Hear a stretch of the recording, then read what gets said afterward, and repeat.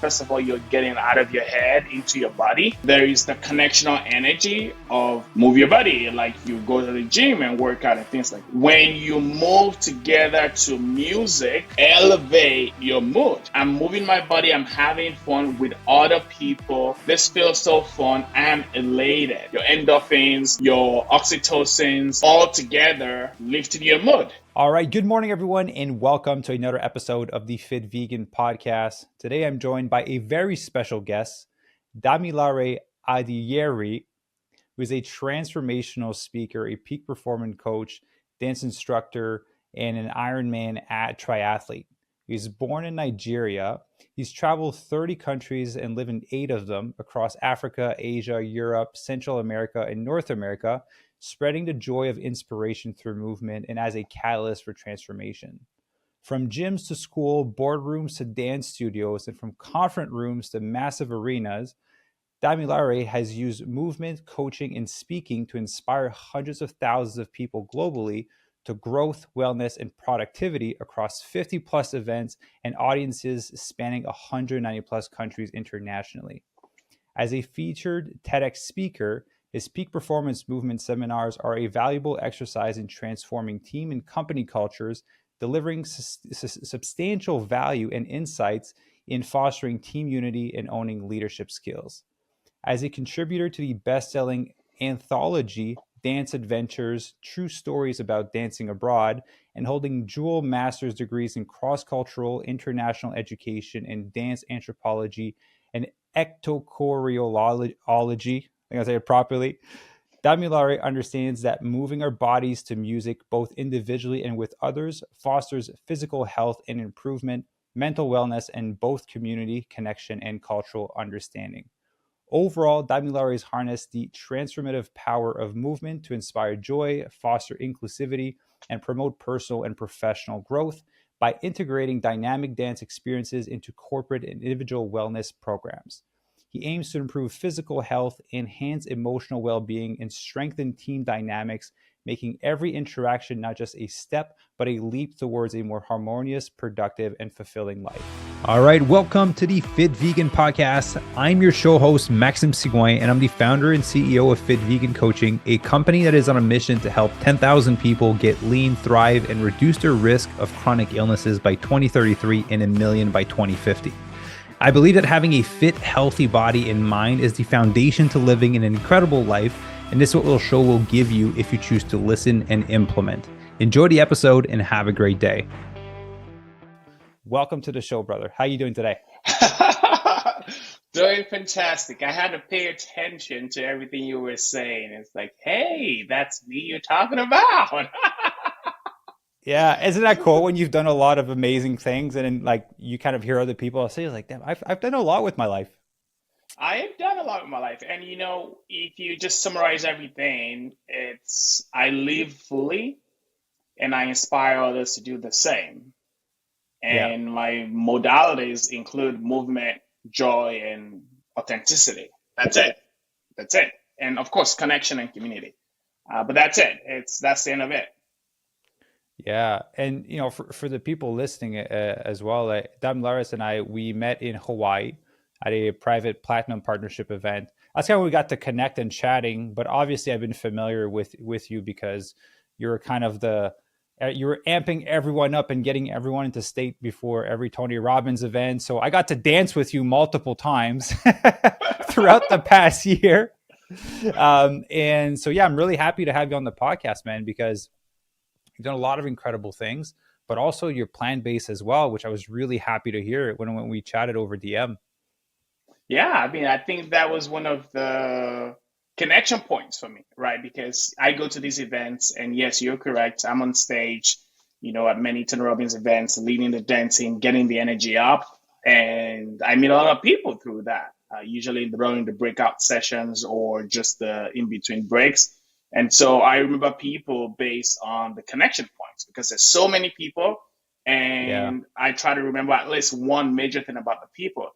You and I was once I learned you were plant-based, that created another layer of conversation for me or connection for me because I'm plant-based too. I mean, I've been plant-based now going on 3 years. And so I feel like I'm newer to the journey when I meet other people who've been there like 5 more, 10, 20. Oh, I've been plant-based since I was in middle school. I was like, hey, what the heck? So Yeah. it's always nice to meet another person on the journey, exchange notes, find a motivation, keep each other accountable, and of course, spread the message of what the benefits has been for us, because at the end of the day, when we adopt a lifestyle, it's important to also let people know that it's not a fad, right? It's because it works, it's Yeah. because there are benefits to it, and take it or leave it. Yeah. So I would love to talk about that. Obviously, we're going to talk about dance, your TED talk, and like the peak performance side. But I'm just curious as to like what is the thing that brought you to kind of want to eat more plant based? Because again, I'm going to make assumptions here, but I don't think veganism is the most popular thing in Nigeria, or would it Absolutely not. be? Okay. No, no, it's not. It's not. Uh, Becoming plant based for me was kind of interesting. I would say there's been different parts of the journey, right? So the first part of the journey was back in Nigeria actually, I met an older guy who was a cultural ambassador. And when I say cultural ambassador, he was like dance, theater, singing, and things like that. And he Okay. was plant based. He mostly ate fruit and veggies. And I love this energy and just how, his zest for life. So I'd already been curious about it. I said, hey, there must be something to this. But I never really followed through, right? Because you're correct. He was the exception. Yeah. Plant-based eating is not the norm in Nigeria. And then so coming to the US, or actually traveling around the world, every time I met, this is funny, but it's true. Every time I met someone who was plant-based, their skin seemed to be fresher and Yeah. younger, at least in my perception, than anybody else. And so I would find out their age in numbers, and I was like, no, you don't even look it. And so for me, it was like little droplets adding to the bucket. And eventually, I then dated a woman who was plant based. And I figured, hey, this would be an opportunity to try. And then I tried plant based. In that point, I did it for around 6 months. It was not a relationship that lasted. So during that period, But you got after being veganism plant out of it.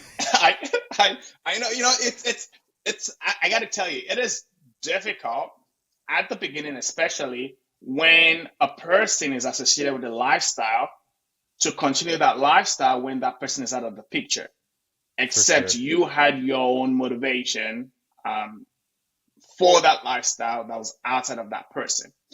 And so, anyway, in any case, so that went, but it was something that never left me and never left my mind. And I would say what then changed the switch for me was, family wise, my dad has always had high blood pressure and high cholesterol. And I came across a couple of things all at the same time that reinforced for me that a plant based lifestyle did help with cardiovascular health. And I Yeah. wanted to be proactive in preventing, even if it was not genetic, right? I wanted to be Yeah. proactive in preventing something like that. So, Rochester University of Lifestyle Medicine had a jumpstart 2 week program on plant based nutrition. So I joined in there, did that 2 week program, and actually they require you to do your blood work. Or not, they're not required. They recommend that you do your Yeah. blood work before and after so you could actually see the difference in the labs. And for me, it was like, oh my gosh, like it's a big difference. So I did that around the same time. There's another Nigerian guy, much older than me, who was a salsa dancer and a DJ who had just become plant based a couple years before me. And I could see his own transformation. So I got to talk to him. And then I watched Game Changers, the documentary on Yeah. Netflix, which was all about peak performance athletes who are plant based. And so, boom, boom, boom, around the same time, I got all this confirmation like, all right, dude, if you're going to do this is the time to do it. And it also happened to be the year where I was training for a triathlon.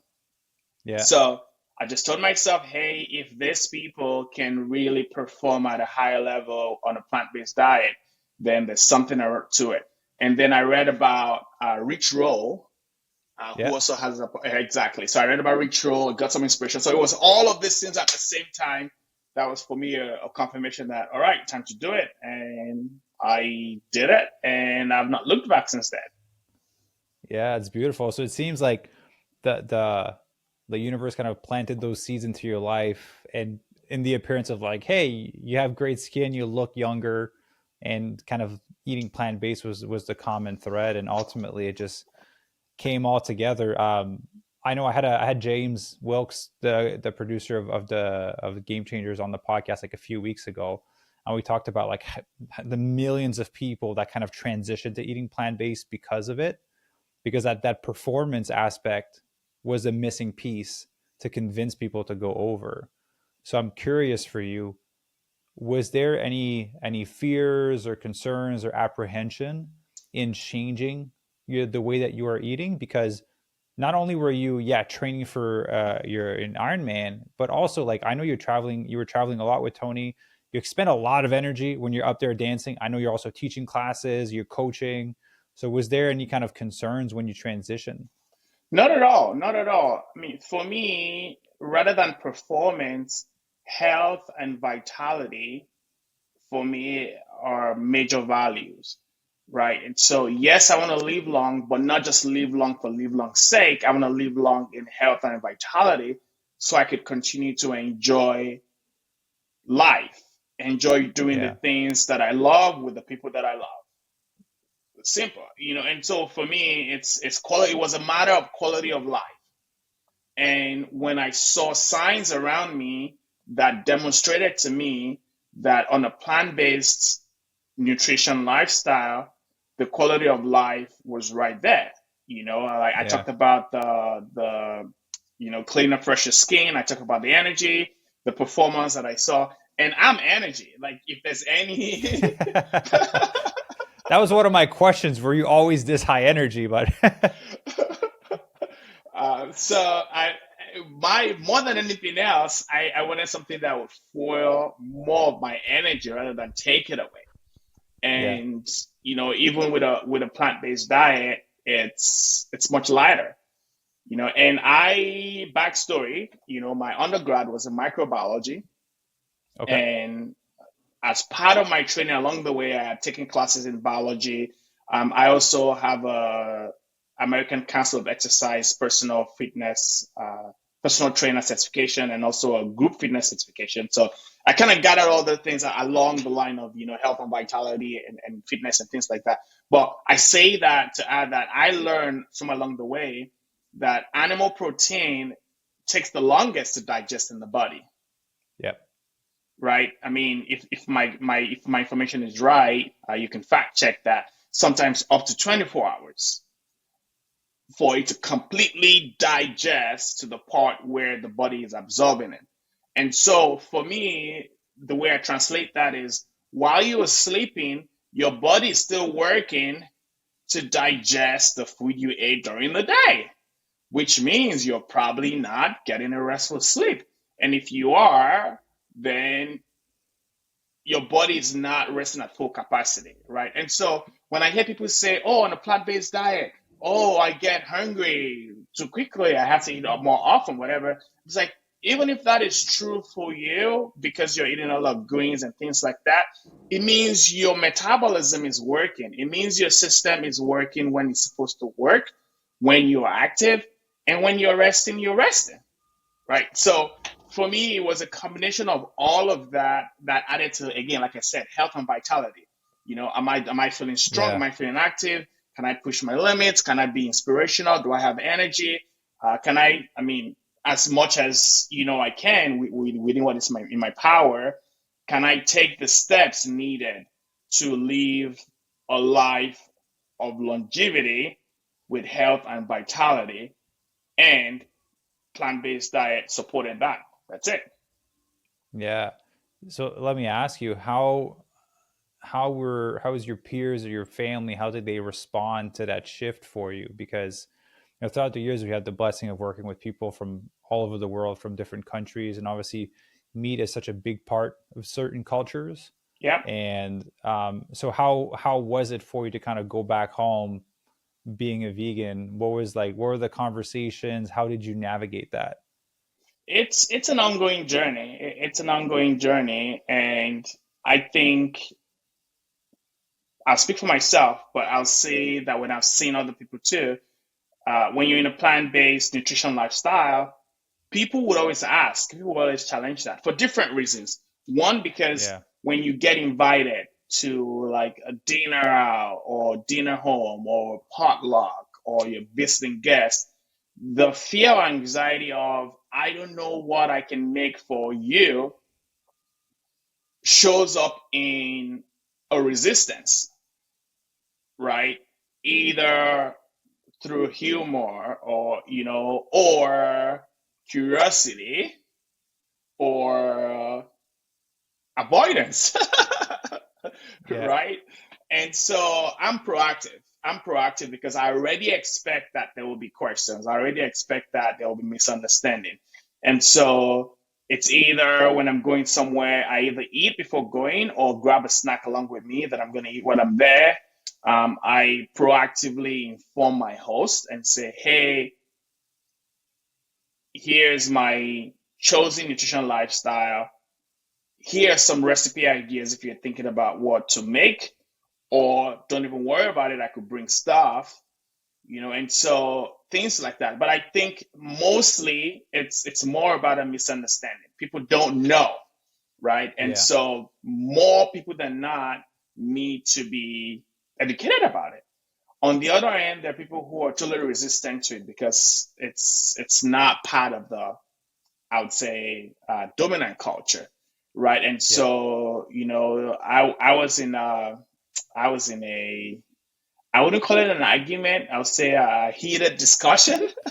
That's um, a nice way of putting it.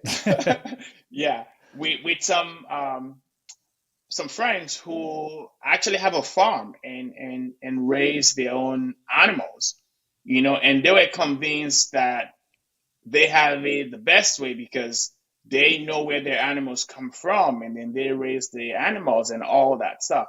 And went on and on about it and try to convince me that it was a better way to go.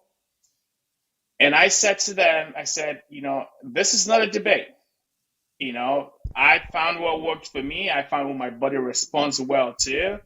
I Yeah, have the privilege of having being able to do blood tests to compare my results. And unless and until you've done that for yourself, then we're still talking theory, right? I'm talking practical results of what has worked for me. And so it's at the end of the day, it's about honoring what is me and letting them be what is theirs until or if then they're interested in learning more. But that's it, and it still yeah. happens. It still happens. I mean, it still happens. So it's part of the lifestyle. I've embraced meeting resistance with people as part of the lifestyle. Yeah, for sure.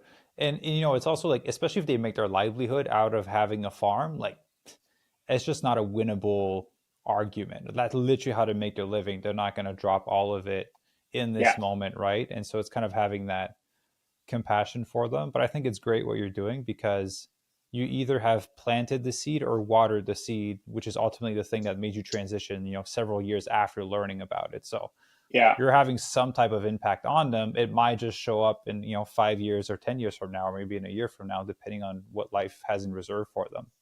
Yeah, and I don't consider myself like an evangelist, right? I'm not going about preaching to everyone and say, "Hey, you must convert your lifestyle."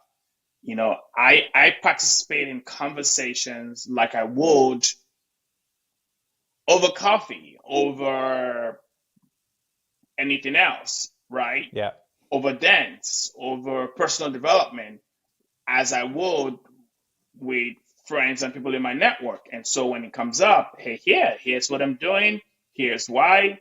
It's part of getting to know me, right? That's yeah, it. yeah. It's kind of like what we were talking about before we started recording. I always tell the guests, before, like, hey, we have an editing team, so we can kind of cut out things if there's internet interruption, whatever it may be. And he said that, the right answer, which is, this is easy. I'm just going to be me because that's what I do online. And I think that's the best way to approach kind of veganism is you just shine, you do what you need to do, and ultimately people are going to talk, right? Yeah. An insane amount of energy, so I can pretty much bet that a lot of people come to you to like, how do you have so much energy? And it's such Yeah. like a beautiful segue into like, how you're actually doing it versus going into people's face and being like, you're a murderer, you need to stop eating meat. No one ever responds well to that. Yeah. Yeah. I think two things in addition to that. One is sometimes I would say uh, a mildly irritating scenario is when I've done everything I can to inform someone who either because, for example, I'm going to a conference or a dinner or something, and it's a paid event, Yeah. and I pay to have dinner, and I've informed them all the information I need, and then they get it wrong, Yeah. and I'm trying to gently guide them into what works, and then they put up a resistance. Yeah. Or they Yeah, just open up a can of chickpeas and throw on a plate for you with some lettuce. Or like, hey, here's your like this was $150 for this dinner. Why do I have a can of chickpea in here? I know. Or they put some what's the word? Just put some lettuce, Yeah. and throw some croutons on it with some with some olives and say, "Hey, here's your $200 plate." And Yeah. I'm looking to the right, I'm seeing some of the big plate of steak and all that stuff. Hey, check this out. Um, I did not complain because it was not what they asked for.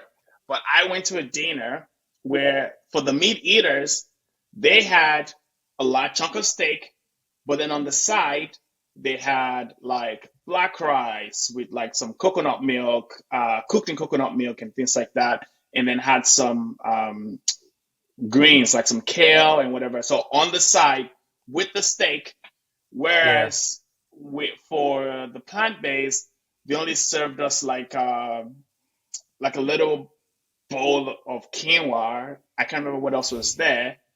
And I was like, and it was so hilarious. The guy next to me ate the steak and left the black rice and the kale and everything else I was just dressing. I was like, this is the point. Like, Yeah. I'm the one you're supposed to give all of that to.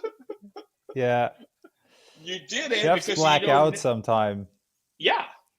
And Yeah, then they the don't. people who actually would have benefited from eating that too did not eat it. So I'm just like, hey, get it right. So that is sometimes mildly irritating. Then what's sometimes actually more hilarious is when people go through the list. Oh, okay, well, so you don't eat meat? Yeah, no beef, no chicken, still meat. No turkey, no, still meat. No duck, no, still meat. What about fish?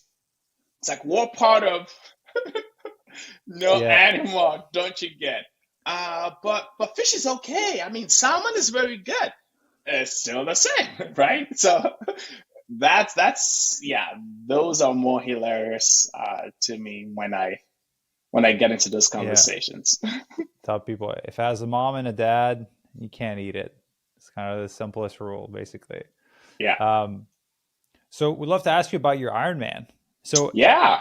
when did you do your first one? Because did you do a few of them at this point? I did, yes. So I've done a few triathlons, not all full Ironman. I've only done one full Ironman, and I've done three half distance, which is a 70.3.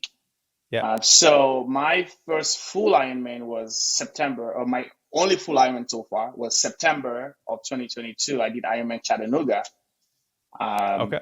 which was fantastic. I totally loved the experience, and since then I've done Ironman 70.3 Florida, which is Haines City. I've done Ironman 70.3 Sydney, Australia, which is exciting Nice. because we were in Sydney, Australia for Tony's Unleash the Power Within event, and I checked the dates, and the week after the event was Ironman 70.3 Western Sydney, Australia. I was like, hey, I'm just gonna wait an extra week and race in Sydney, which was really really cool.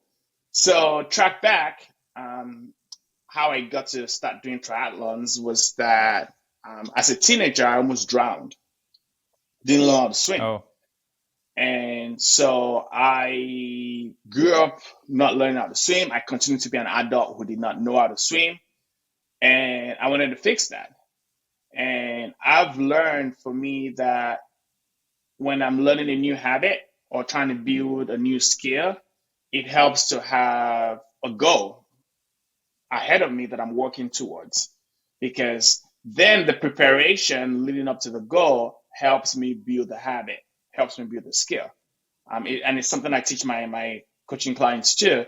It's like, when you're building a habit, or going through a life change or behavioral change, when there's something you're walking towards, then it gives you, so to say, a North Star, right? yeah. That you're working towards. But anyway, so for me, while thinking about what that would be, triathlon showed up. Triathlon showed up because I was already a cyclist. I enjoy cycling. I've done like charity rides back in grad school. I have friends who do that.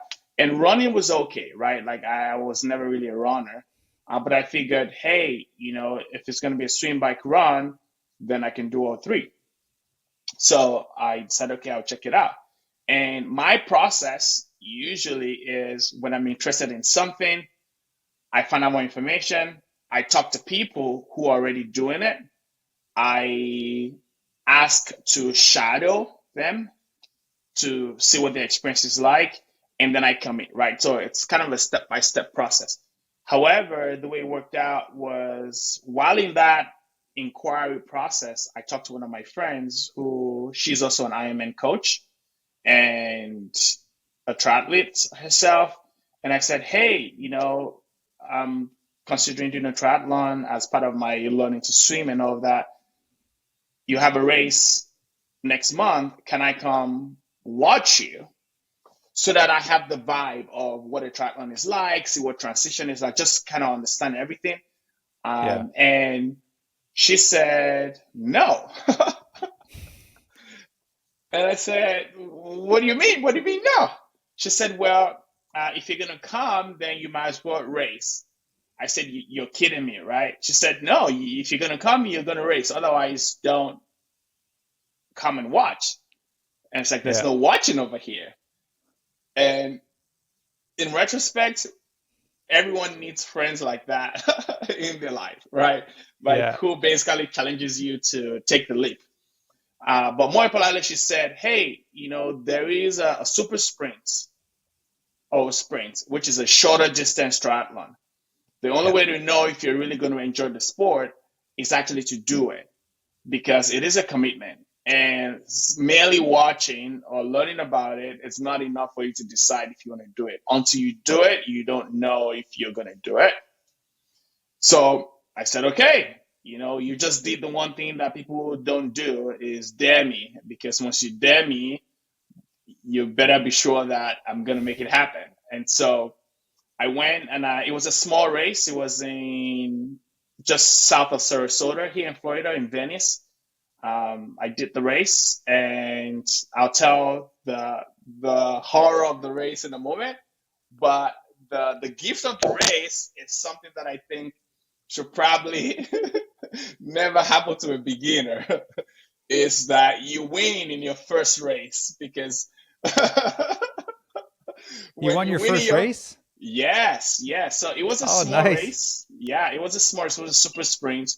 We only had about, I would say, in my category, there was actually only 10 of us that did that. And it was if I remember right, it's so long ago now. I want to say it was probably a 200-meter swim or 500-meter swim, something like that. And it was a 10-mile bike and a 1 mile run, short Yeah. race. So it was really, really like a super sprint. and there was just a few of us then, and I ended up becoming first overall and first in my category. And I was just full of so much adrenaline and so much excitement and so much, like my very first race I won. That's the only one I ever won to date. They get harder as you make them longer. But It that's does awesome. get harder as you make them longer, but it was a big challenge. It was a very windy day. The water was choppy. It was Minnesota Key Beach in Venice, Florida. I drank salt water. I could not I could not sustain, my freestyle. I had to move into breaststroke to keep my head up above water. I was just praying in Yeah. my mind, God, don't let me die. This is not the day I'm gonna die. uh, it was that intense. But I made it out of the water, got on the bike. I love, riding my bike, and boom, and so that encouraged me. I said, all right, I want to do more of this. And then so gradually from that, I signed up for a sprint. Let me look at the sequence of events. So I did that. Oh, and then from there, I signed up for um, a half Ironman distance right away. I was like, you know what? I got 6 months. That's a big jump from That's a super big sprint to half jump. Ironman. That's a big jump. And I think also too, what one of the things I've learned from that experience is when I commit, I commit.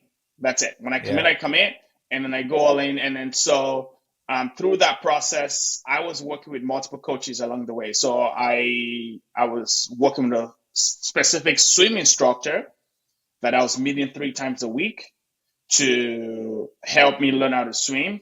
Then I was going to the pool 5 days a week, including when I had the lessons to work on my swimming. Then I had a triathlon coach that I was meeting with once a week. Was it once or twice a week?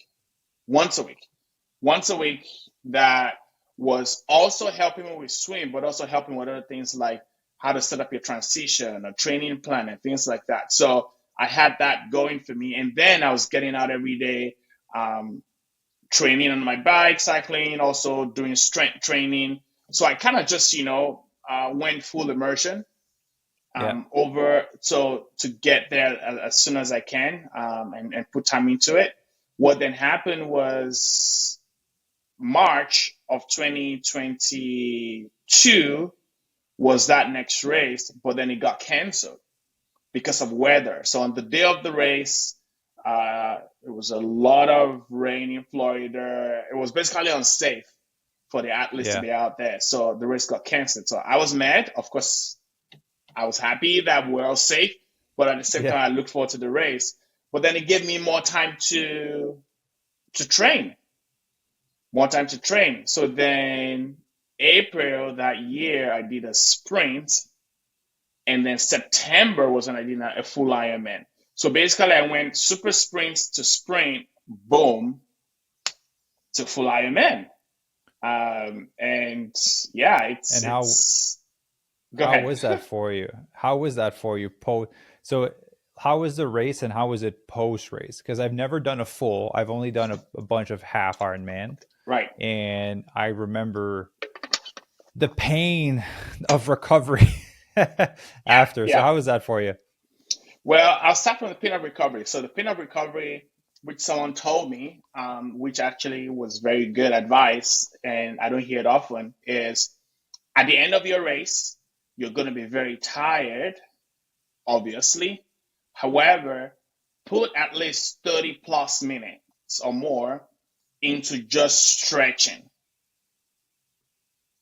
Like just, hydrate and then stretch. And so that's what I did. At the end of the race, I was so tired I could not stand on my feet, but I Yeah. sat and I was still stretching and I hydrated. I literally sat on the floor in the shower, still stretching, right? Yeah. Just, yeah, to stay awake, but also to get my muscles relaxed after such intense workout. The next day, my family and I were out and about in Chattanooga, kind of like visiting some tourist centers, and I, of course, had my race T-shirt and medal. And everyone was like, "The way you're just walking and hiking around here, you don't look like you just had a race yesterday." Yeah. And And yes, so for me, just that after the race, before you go to bed, put in at least 30 plus minutes to really just stretching as much as you can made a big difference for me in the recovery journey. So I would say that for sure. The race itself was an experience. It wasn't what I planned, but it was an experience. I think swim was good. So one of the reasons I chose Chattanooga is it's also one of the quote unquote easier swims Yeah. in the It's a beautiful circuit. race. Yeah, yeah. However, the bike gets you. And so, because it's a lot of hills and stuff like that. So, what happened was the swim was great. I was in and out of the water. Of course, I couldn't really maintain a straight line, but who cares? I got out of the water within the cutoff, and then I got on the bike. And as soon as I got on the bike, it started to rain. And when you're on the bike and it's raining, for me, my triathlon kit was soaked, and then the wind was blowing. So I was literally shivering on the bike, Yeah, right? it's freezing when it happens. It is freezing when it happens, and you're trying to go uphill. You're being careful that your tires are not slipping. So you want to make sure that your tires, whatever it is, are like all weather, whatever that is. And then you're going Yeah. downhill. It's like how much of the brakes do you need to hold so that you don't You slip, start but also the skidding. wind. Exactly. So all of that was a big challenge for me, and actually, I didn't do as well on the bike as I anticipated to do. Yeah. And How are the your other thing that fingers? How are your fingers were fingers? okay. Fingers were Oh, okay. really? Fingers were Oh, okay. man. Yeah. Mine are I also wore freezing when that gloves. happened. Yeah, I Okay. also wore gloves, so that helped. I think, and one of the things you will learn the more races you do is adjusting your nutrition based on the weather. And for me, that was a challenge because I had planned for a hot day. Mm. So like my drink mixes, water, everything like that was prepared for a hot day, and but I did not have the time to switch. I didn't have a plan B, plan C, whatever. Like this is my first race. Something in the mix, I developed GI issues on the bike. About 70 miles into the bike, I started having a stomach upset. And I've heard this is one of the biggest reasons people don't finish because it's like your body is working out and feeding at the same time. So the energy that is supposed to be going to digestion is going into performance for the race. And if your body is not used to balancing those two, it is a challenge, right? And so add whatever else, it could be that during the swim, I drank some river water. I don't know. It could be that, as part of my nutrition strategy, which basically I didn't have any for that I drank I drank more electrolytes than my body had needed or sweated out. And so there was an imbalance of electrolytes in my body. I don't know. It could be I drank more water. Like it was just a combination of things. But all I remember was I had a tummy upset. And so that really slowed me down on the bike. I didn't have as much energy. Or it could also just be that I took too much gels. Yeah. Those are tough on the Um, stomach. Especially on long races, you take so many of them, they're really hard on the stomach.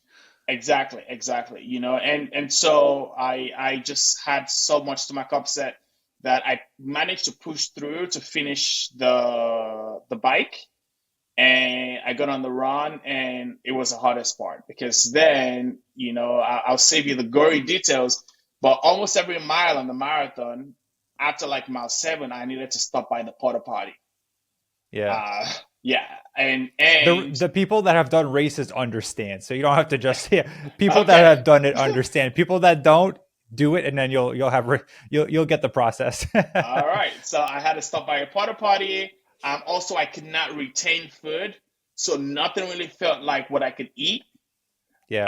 Um, and then it was already running later in the night, and there was a lot of options for me. It was pretty much Coke and pretzels, Yeah. right? And that's around the time that they many races do it. they serve either like chicken broth or bone broth um, at the At rest aid stops. stations. Yeah, aid Yeah. stations. That's what I'm trying to remember.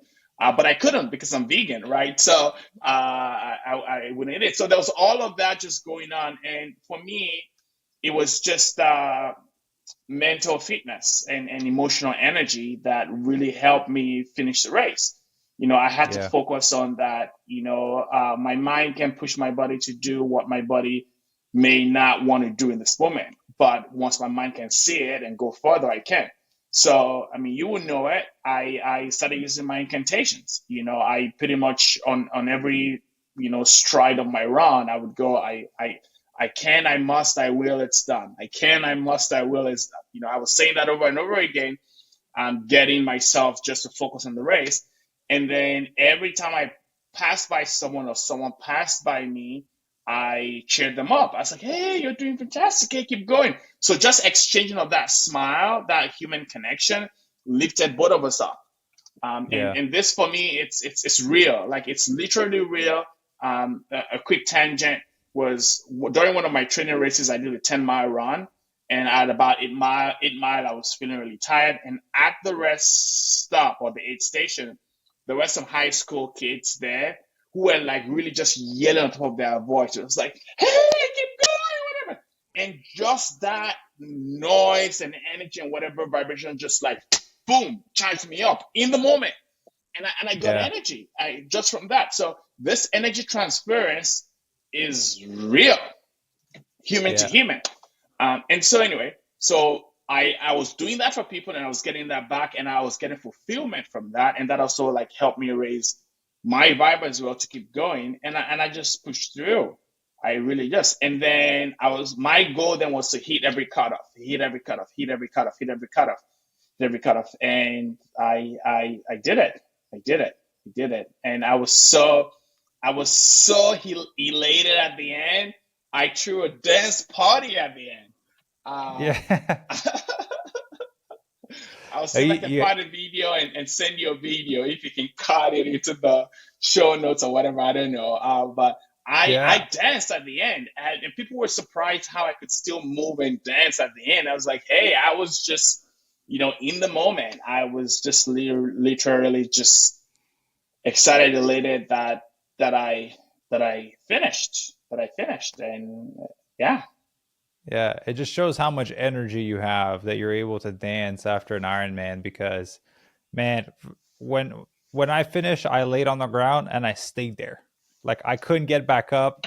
You ever seen those skits when people have like really tight jeans and they can't bend their legs and yeah, they're trying to yeah, like bend down? That was me. I was on the ground and I couldn't bend my legs. So I had to have people help me with like my legs really stiff trying to get back up. So it's impressive the fact that you're able to dance after. And first of all, like congratulations on doing it because that's a huge accomplishment. I know it's thank it's a you. goal that people set and never actually kind of follow through to it. And I've only done half, and I don't want to do what it takes to do a full because it's so much more work to even go from a half to a full. You're doubling the Yeah, distance basically, yeah, right, of the yeah, race. yeah, and Um, and the work to a full is actually a lot in the training leading up to the race. Yeah, so that's what I'd like to ask you. There's one of your actually I have the title here. Your TED talk was like how to boost your mood, energy, and productivity. And you brought up when you were when you were doing your training for your race at mile 8 that those kids kind of scream like your body was tired, but you kind of got that transfer of energy and you're like ready to go again. Yeah, And I feel like that principle, that transfer of energy, what I've seen you do on stage at the events to kind of get people into state, I feel like that's kind of where the magic is yeah. potentially of your energy. I'm sure you're a naturally high energy person, but I feel kind of all that combines. So do you mind sharing kind of what that TED talk was about? Because I feel that it relates to the reason why you're able to do the Ironman and dance at the end, the reason you're able to accomplish all these amazing things that we listed when we started. Absolutely. So, for lack of a better term, is the emotional energy. It's like waking up your emotional energy. And to wake up your emotional energy, there's a couple of factors involved. One is moving your body, and two is moving your body in addition with other people. So there is the connectional energy of being with other people, and then there is a physical energy of moving your body because and moving your body rhythmically actually is the combination. So exercise for sure is the moving your body, right? You move your body, like you go to the gym and work out and things like that. And we know that, releases like at least endorphins, which are your happy hormones, right? Yeah. Okay. When you move together to music in what I call a joyful movement, that adds another layer to it. Is you're having fun, you're enjoying it. And so your nervous system is telling you, this is fun. We want to do more of this. And so they're deploying all your resources into it to elevate your mood. And because now you're doing it with other people, then you're actually getting oxytocin as well, which is the bonding hormone, right? And so it's like, hey, I'm moving my body, I'm having fun with other people. This feels so fun. I'm elated.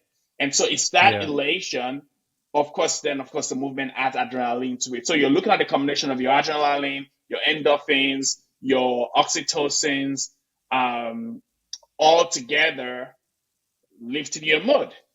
And so it's the feel good energy. That's it. The feel good Yeah. energy, and the feel good energy is also then what boosts mental performance. It's also what boosts even more physical performance and productivity. And when you go into a lot of the research in like group fitness dynamics, just working out together as a group helps boost motivation, right? And so we're bringing in all the best of everything, right? The group Yeah. dynamics, physically moving your body, the pleasure of music, and the pleasure of connecting with people into a formula, if you will call it, that when implemented boosts your emotional state, and as a result boosts how you show up in life, right? And that it's not only in the context of physical activity like an Ironman triathlon, but also in work productivity, Yeah. in relationship interactions, in parenting, in everything, basically in life. So that's it. That is that is very interesting because I saw it more from like when I saw you at the events, right? And you kind of had everyone kind of move up and dance, which I'll be honest, I'm sure you see it being on stage and people. Like when I started, I was just kind of like, I was clapping on the side, and you're not necessarily super comfortable at the beginning because like I'm in a room full of strangers and everyone's like dancing, and if you're in Tony's world for a long time, like you like you know the dance and you're in it. But when Yeah, you're new, you kind of just like side clapping, you kind of moving your arm a little bit. But yeah, a few events in, I was like, okay, we're doing the full thing, and Ivy and I were jumping and doing all the dance with you. But I didn't even think about the communal aspect of it absolutely. because it is true. When you I just think about like recently I just started playing basketball again, and I started playing with other people because usually I'll do single sports, right? Like Ironman is very single sport, weightlifting is pretty single sport. I started playing with other men playing basketball and kind of letting that testosterone out, but you bond with those people more when you sweat with people, and it does. Yeah, I have been more productive. I have been making better moves actually since I started playing like a team sport again. So that's so interesting. Yeah, there is something to it, obviously, because you guys are doing an amazing job at the events, and it really helps to kind of break the ice and helps people to connect. Because it's tough to share your exercises with strangers, but you just dance with them, so you're kind of fine at yeah. that point. And something that's very important that I distinguish or make clear is it has to be easy to follow, right? And Yeah, so when people think dance and people think, oh, I cannot dance, and I talked about that in my TED talk. It's like, no, it's not dance in a traditional way that we know it. like salsa or something like Right. I that. mean, Yeah, of course, yes. Put me on the salsa dance floor, I'm dancing all night. Yes, all of that I can do. Beyond that, It's just simple movement to music in a community or even by yourself, right? Yeah. As a start, minimum, that is the key. And so you see a lot of the moves that I do on stage, I lead people, it's like, okay, we're putting the hands up, we're going there, we're going side to side. Like everyone can do this, Yeah, right? they're Everyone can basic do this. movements. Everyone can do this. Basic movements, right? And so it's not like a little dance, whatever. It's just simple, basic. I know. I'm My not. hips don't move like that, man. I'm not trying to make you do that. So simple movements because then everyone right from the start feels successful. And guess Yeah. what? You get a dopamine hit because your nervous system feels successful from the win. So this is fun, right? So again, you're getting dopamine, you're getting endorphin, you're getting the adrenaline, and you're also getting the oxytocin, right? All right off the bat.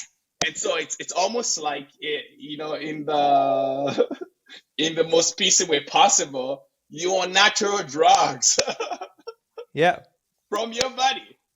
And then that gets you into the high. That really does get you in the high. And so it's important. And I encourage people, I say at minimum every day, get yourself moving for 5 to 15 minutes just as a start. You will notice a shift in your energy level. You will just as a routine, movement to music.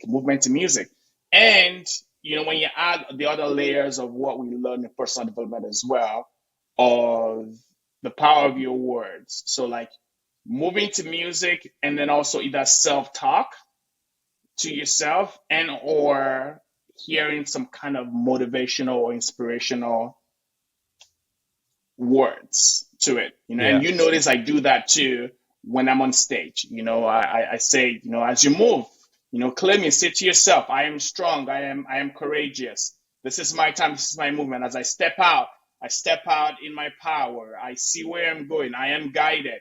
And so you're bringing all of that in, and then you're using multiple modalities to Yeah. awaken the body system. Just like I said in my Ironman, every rhythm of the step, I was going, I can, I will, I must, this done. I can, I will, I must, this done. Right. So it's almost like a melody in my mind too, And then I'm adding the smile, which there's also research that says, laughter, smile, again, boosts all this positive hormones in the body. So when you put all of that in a combination, it just transforms how we live life. So how can we make that tangible for people? Because after going to the events and kind of seeing you, when I start to feel kind of a bit sluggish and tired midday, I'll kind of take a little break. I'll pump up some music that I really enjoy, and I'll grab IV and we'll kind of dance around and just have some fun midday. But like, how can we make that tangible for people? Because I would say we live in a world where people are really stressed. A lot of people that aren't necessarily like vegan or that have unlimited energy like we do, get sluggish kind of in the afternoon or kind of midday. So like, how do you tangibly implement that, or like actions that people can put into their day to kind of like help elevate everything? Fantastic. So if you remember M cube, basically three M's or MMI. All right. So it's music, movement, motivation, or music, movement, inspiration, Yeah. whichever way you look at. So every single day for 5 to 15 minutes, turn on your favorite music, move however feels good for you in the moment. Really move. It's not like move, shake the Yeah. body.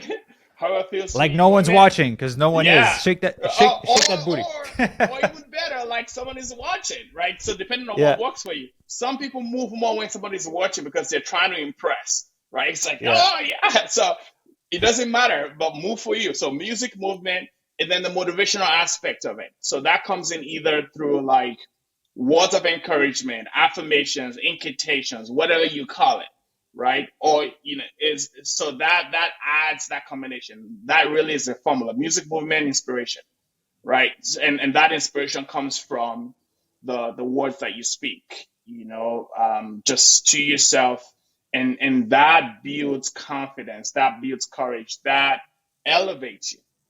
That's Yeah. it. That's really the formula.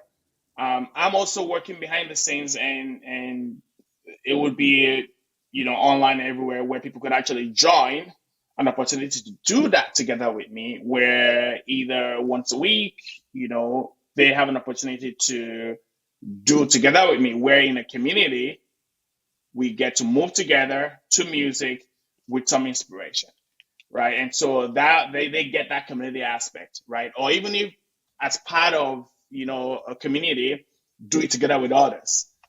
So Yeah. that would be another tangible way which they can connect with that. And I know you're going to put it on the show notes or whatever, but it Yeah. would be at least on my website, which is joyinsideout.com, which I do have there. And of course, for anyone who follows me on social media, we do have that too. Actually, my social media handles are Joytivate.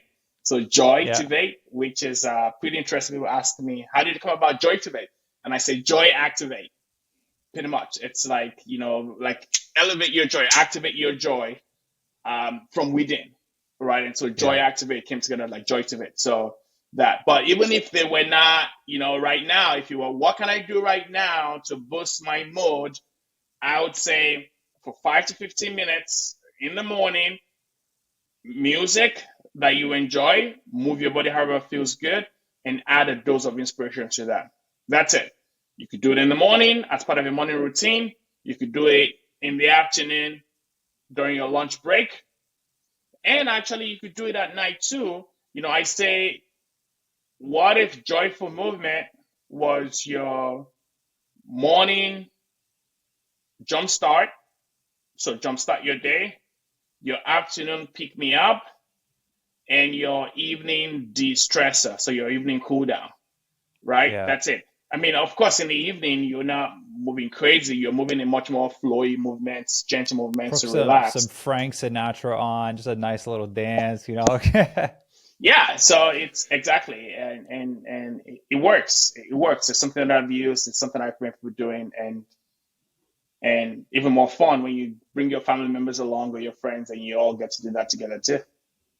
For sure. Like honestly, I knew we were going to be recording, so I just did a more research in depth because I know you from the event, but I wanted to make sure I was ready for this episode. And I was like talking to Ivy. We're going to be looking at taking dancing classes together as well, so we can improve our skills. Because I took salsa a long time ago, and I got into like the rhythm of it, and then life happened and I started traveling. But yeah, we started taking classes together. But also, like you said, that inspiration, that motivation, we've used it to kind of just appreciate the life that we have and that we've built for each other. So sometimes it's just like, again, this is personal, but my life's pretty much online, so I'll just say it. Like there's a few things that like I'm really proud of in my life. One of them is I have a photo up there of like the last time I ate at a food bank because I didn't have Mm. money to pay for cancer treatments or to buy food and to provide for my partner. The photo with Tony in Hawaii, like meeting him, I've been waiting, 15 years that I've been wanting to do this. And then like a really nice watch that I bought. And I have photos like before and afters from my clients.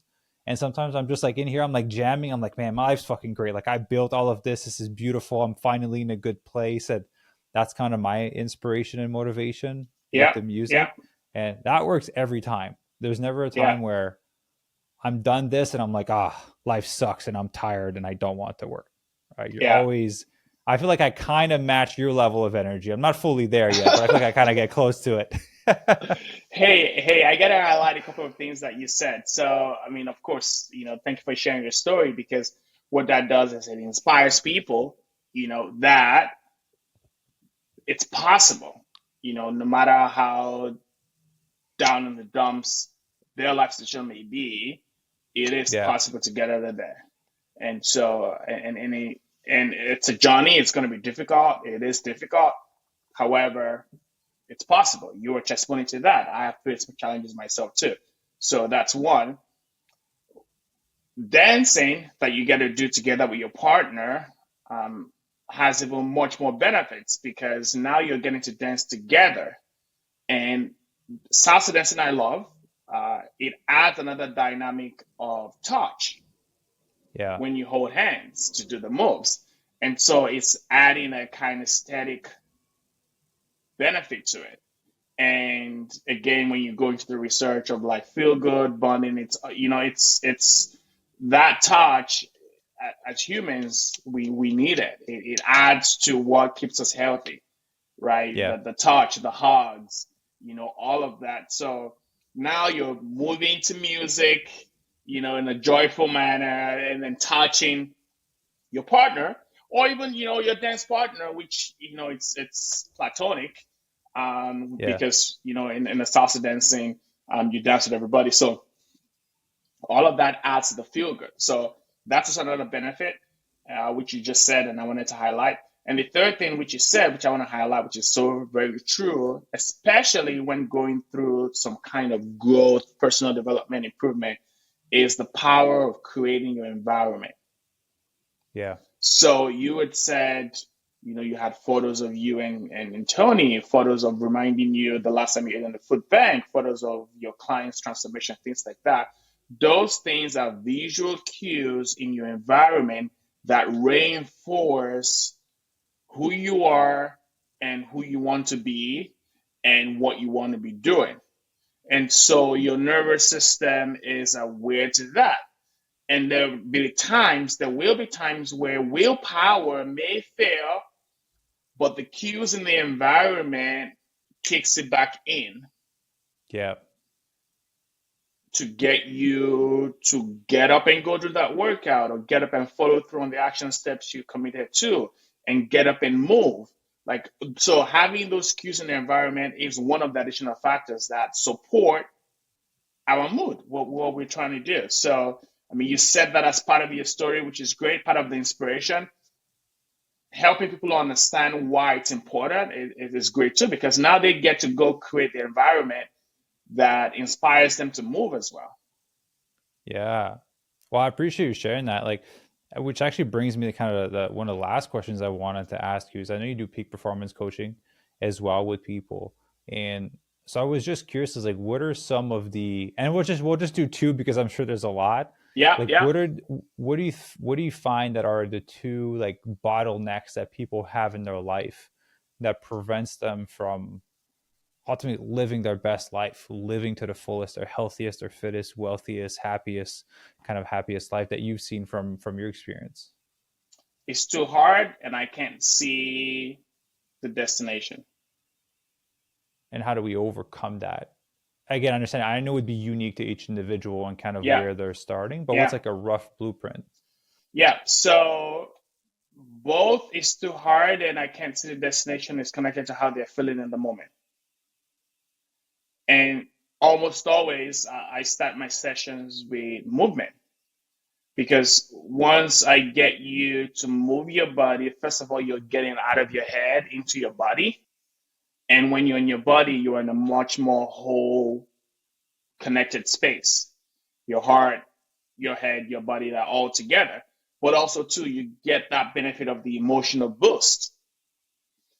And from that space of the emotional boost, then when we get into the inquiry process, which is asking questions to help you look deeper, then we start to unravel your path forward to where you want to go. That's it. So it is movement with inquiry, and then the strategic plan. So the first thing always is to get them in their body, to move their body, to boost that emotional energy, how they're feeling in the moment, because then that opens up to possibilities. That allows them also, and one thing I didn't mention through all of this is movement to music, like we do in joyful movement, also has the element of play. And the element of play brings us into being kids again. And then one of the best things about kids is it's fun, it's possible, there is no limit to all. Like everything, it's just like you dream, right? So in that playful mode of movement, of high energy and high emotions, they also then see possibilities. And it's like, and so in seeing those possibilities, you get to know the deeper motivations, as well as what may be holding them back. And I say most people change either out of desperation or inspiration. And my goal is always to help my clients change based on inspiration. Some will still change out of desperation. Desperation happens when the pain of remaining the same becomes greater than the effort required to make a change. People are forced to change, right? So that is desperation, when it's like, I can't take it no more. I am pushed to the absolute end of the wall. If nothing changes right now, my life is ruined, kind of a situation. That's desperation. The inspiration is when there's a dream that is a pull energy, right? Of seeing possibilities, see what could happen, and feeling supported, or at least they have some kind of, map, steps, action that it could follow gradually to get them there. Then they're inspired. And I love inspired action, because inspired action is actually also more pleasurable. And even when it sucks in the process, you know that you are choosing to do this, right? And so for me, that's the combination. We move our bodies, get us into like a high um, emotional and mental state, where then they can see clearly where they want to go, and we could also see what's in the way, causing the blocks, and then we just come up with a roadmap, and then I guide them along the way. And my role as a coach, as a peak performance coach, depending on whether I'm coaching individuals or group, rotates. Some days I'm the drill sergeant. Some some other days I'm their cheerleader. Some other days I'm the sage. But at the end of the day, it is a co-creation, a co-collaboration, because they know what they want. They just need help through the inquiry process to get deep in there. And I'm that person in their life who doesn't have an agenda of what they want. Your partner has an agenda of what they would like to see you do. Your parents do. Your friends do. But as your coach or your guide, I don't. I want what you want for yourself. And so my process is to help you identify that, get you to a place where you can identify that, and then together we co-create your path forward. Yeah, I think that's beautiful. It made me think of And we like a tan. celebrate, sorry, and we celebrate along the way. We've got to celebrate along the way. Very important. Yeah, I think that element of fun is like when you think of it, I think that most some of the top performing athletes in the world are the ones that are having fun doing what they do. The ones that are nervous all the time, they're stiff, they make stupid mistakes during games, they just don't perform as well. So usually the people that are having fun along the way do it longer. It's a lot more sustainable, uh, and they just do it better Yeah, because when you do something while you're having fun versus stress, it's just a you show up very very differently. yeah, Um, yeah. so I know that I know that you offer coaching. I know you have some of your classes. Do you mind kind of sharing how people can learn more about the work that you're doing if they want to inquire, work with you? Where can they do that, and what does that look like? Yes, so I am on Instagram at Joytivate, Joytivat. Follow, send me a direct message. I will respond to you. I am also my website, joyinsideout.com. Also, even joytivate.com. Both will get you to me. And then it's like the contact page there. Hit the contact page, put your email, phone number, and reach out to me. I also have a YouTube channel with a few videos there. It's youtube.com/at joytivate. Or my name, Damilare Adeyeri, you find me there. Actually, there's some videos there that you could dance along with me. I should have mentioned that earlier on for people, practical ways they could start this right away. So YouTube, Instagram, website would be the ways to reach me. And if nothing else, if they watch the videos, put a comment, let me know, subscribe, so that I know that actually people are using it. I don't need to work with me one on one or directly. I just need to spread this message and help people show up better, in their lives, whatever that better looks like for them, and live fully with health and Be- vitality. Beautiful. Yeah, I did watch a few of your videos of like the 15-minute interruption during your workday to kind of boost your energy. So for everyone listening, I will put all the link down below in the show notes. So if you're watching on podcast on audio, it'll be down below on YouTube. Same thing, it'll be in the description. Be sure to go check out his Instagram, his YouTube channel, subscribe, and check out the website. Again, I recommend taking some of his classes. I know he does some on Zoom, so you can do them from anywhere. They're always great. I always love seeing him on stage before the event. So you guys are gonna have an awesome time. Brother, thank you very much for taking the time to record with me. I'm happy we were able to make this happen. And yeah, everyone listening, we'll see you on the next episode. And man, any last words of wisdom you'd like to pass off to the audience? Two things. Thanks for inviting me. Of course, yes. Before words of wisdom, two things came to mind.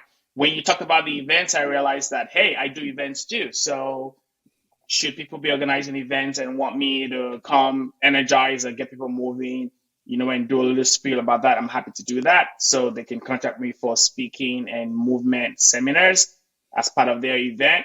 And also, of course, corporate organizations. I do like team building exercises, team bonding, team cohesion, leadership development, peak performance, all of that.